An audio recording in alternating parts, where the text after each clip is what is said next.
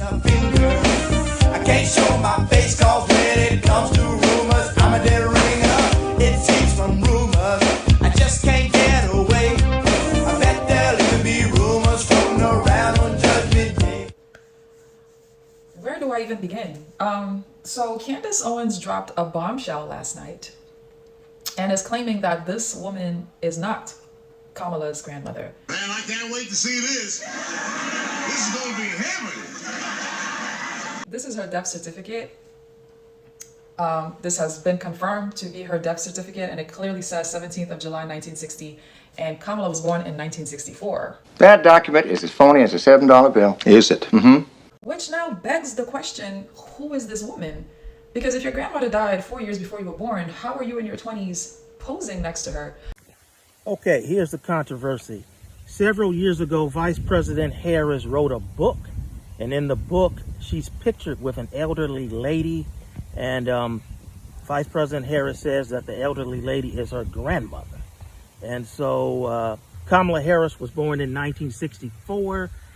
In the picture, Kamala looks like a young lady, so the picture might have been taken sometime in the 80s.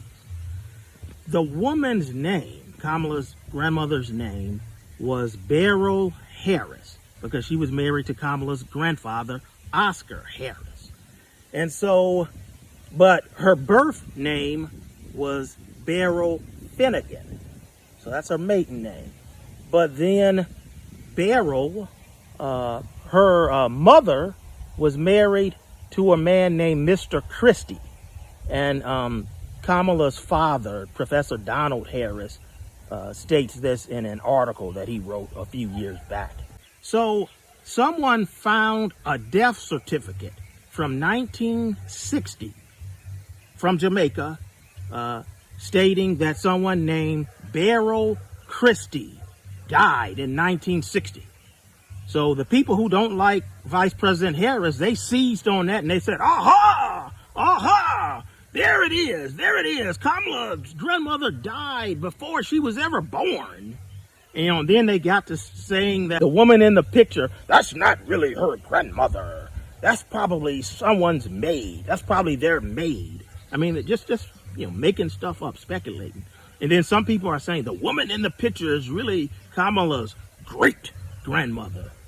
Okay, so you mean to tell me that Kamala Harris's grandmother married Oscar Harris, and on her death certificate, the last name listed is going to be her stepfather's last name?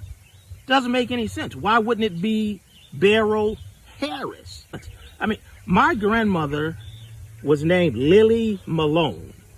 I knew her. She died when I was 14 years old. We spent some time together. I have pictures, a few of us together. Now, her maiden name was Greg.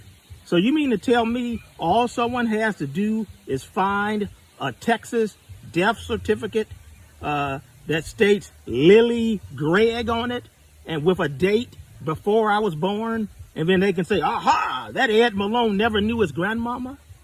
It only makes sense if you want to believe that. If you don't like someone, then it's easy to believe anything bad about them. Now, I'll tell you what I did. I went to this British website. It's a UK website because Jamaica was once a colony of Britain. I went to the website. I conducted a death search. I typed in Beryl Harris. And what did I find? I found a woman who was born in 1917 and died in 1995. Now that only took me 2 minutes and it cost me $0.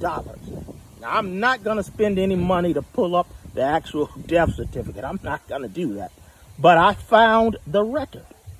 Now, it makes more sense that the woman that I found was Vice President Harris's grandmother, because it has her married name on the death certificate. That makes more sense. If you believe that the woman who died in 1960 was actually Vice President Harris's grandmother, it's because you want to believe it. Because that's fanciful. Now, I'm not a Kamala sycophant. If you say something bad about her pertaining to the issues, I'll listen to you. You never see me cheerlead for these politicians. So if you come at me with something about her that's substantive, a position she's taken that's not right, or some type of contradiction, I'll listen. But something as foolish as this, it makes no sense. People is funny. They want to believe something bad enough, ain't nobody gonna stop them.